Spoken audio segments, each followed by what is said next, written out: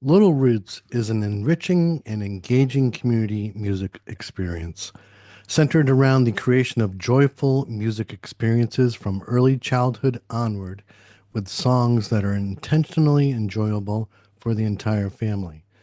As longtime professional musicians, Little Roots founders Annie Lynch and Maggie Shar recognize the value of quality live interactive music for people of all ages. Maggie and Annie select and write songs rooted in a variety of folk music traditions. The repertoire is fun and accessible, including elements of storytelling and exposure to various instruments. Little Roots operates under the belief that music is for everyone, supporting each child's natural inclination to sing as they learn to speak and dance as they learn to walk. Little Roots offers music classes year round for kids starting as young as 3 months, ranging up to 12 years old. And with me today is Maggie Shar and Annie Lynch Stevenson. Hello. Hi. I think there's a certain assumed innocence and authenticity associated with traditional folk music, especially when there's a banjo involved. So it seems like a perfect style of music to introduce to children, say, as opposed to heavy metal or trap music. Did you give this any thought when you first came up with the idea to provide early childhood music experiences?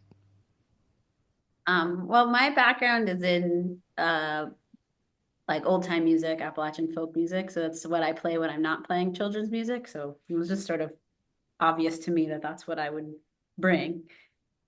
Yeah. I Yeah, I think figured I figured you'd say that. it's I've seen the moon shows; they're awesome. thanks. Do you feel like you're helping to preserve traditional folk music for the next generation then?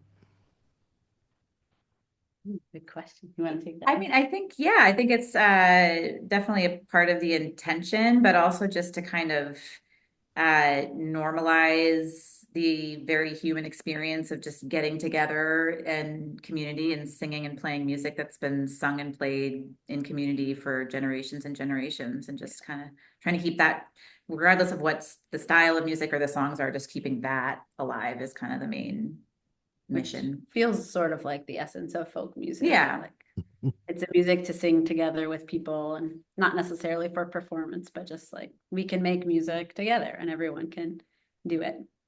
And I think involving the children, you're getting them to participate. That's lends to that as well. It's a beautiful experience. I've seen you perform, and I've seen the reaction on the kids' faces too, and that's got to be magical for you. Best. Yeah, they're the best audience. Mhm. Do you travel around to different early learning centers, or do they come to you? We do both. We're here talking to you from our studio in Florence. We have a place where we do classes most days of the week. Not right now on Fridays or Sundays, but every other day. Kids are coming to us, and we also do go into libraries and early childhood programs.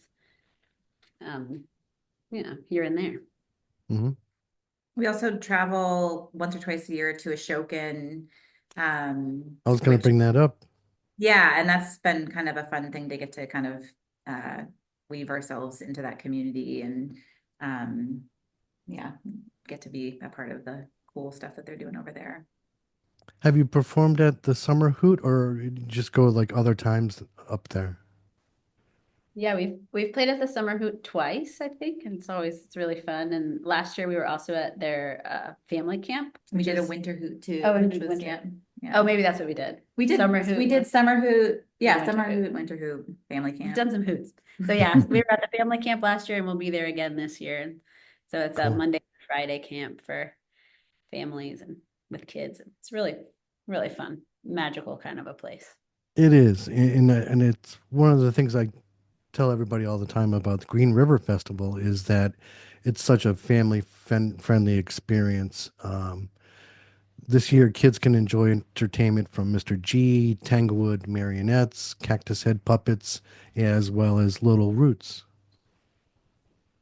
Yeah. That's good stuff. Do you have any favorite memories from the Green River Festival? Hmm. It's just been, I feel like it's been distinctly different each year in a way that's kind of fun. You know, you never, I guess that's kind of the festival scene is you never know what the weather's going to be. You never know, who's going to be there. And it's been kind of this evolving layout and location over the years. So yeah, I feel like that's kind of a fun part of it too, is just like there's like this improvisational element to like what's going to be going on. And that's something we're pretty comfortable with working with kids. Yeah, I think I do have a standout memory, which was the first one that we did after the pandemic. During the pandemic, we were doing lots of Zoom lessons or Zoom classes. And so there was kind of a broad reach, people up in Vermont and Connecticut, New Hampshire, like all around.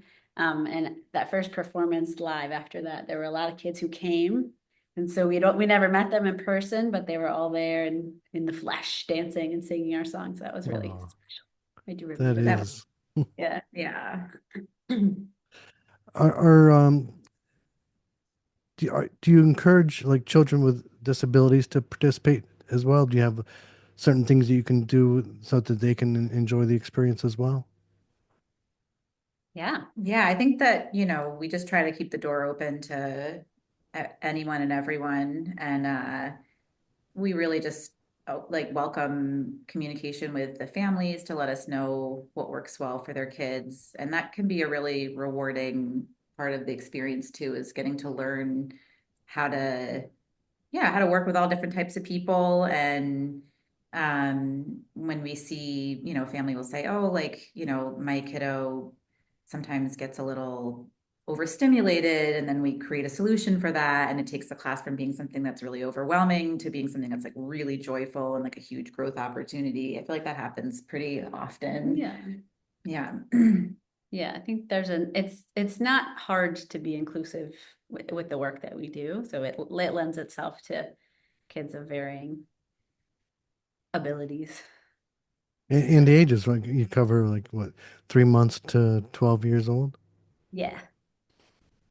So it seems like you got to be able to change it up on the spot and adapt to the situation. There's a lot of improvisation involved in our jobs. Yeah, and the other cool thing is that we get a lot of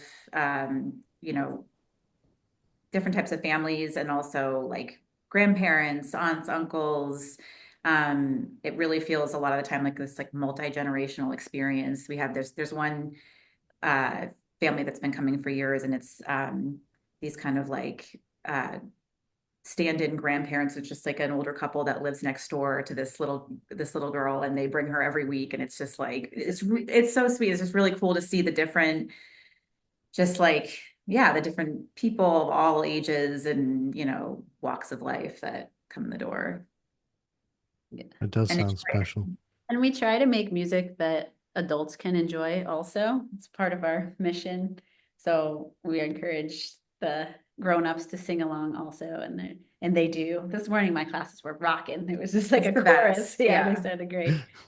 So yeah, so it's not just for the kids. It feels like it's for everybody.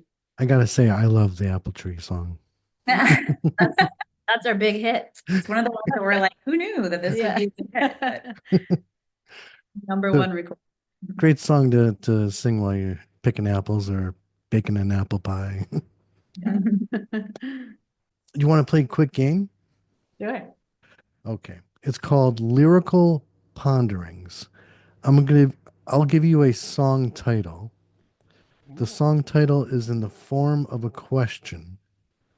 You can either tell me who sang the song or answer the question. Okay. Okay. Pick a number between 1 and 201. 45. Here we go.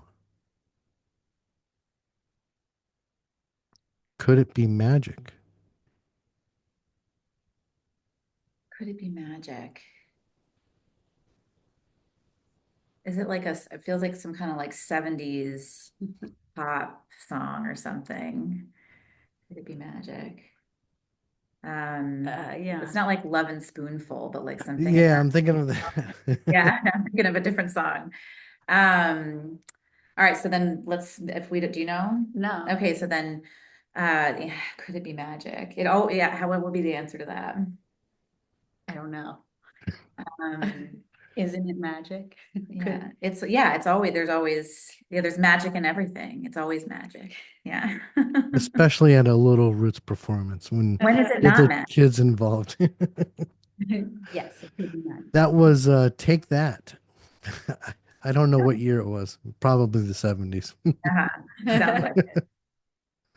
Well, Annie and Maggie, thank you so much for joining me. You're going to be performing at the Green River Festival on Sunday at the what's that little stage called? The Roundhouse stage, right? Yep. Which that's in the Roundhouse. That's that building, right? Yes. It's a really Oh, cool space. Nice little break from the sun and the Yeah. heat and Shaded. rain. yeah. So I think when I saw you before, you were over on that smaller stage next to it. Mhm. Yeah. So yeah, being inside the cooler building would be nice. Well, looking forward to seeing you at the Green River Festival on Sunday, June 22nd. Thank you very much. Thank you, Mark. Thanks for having us.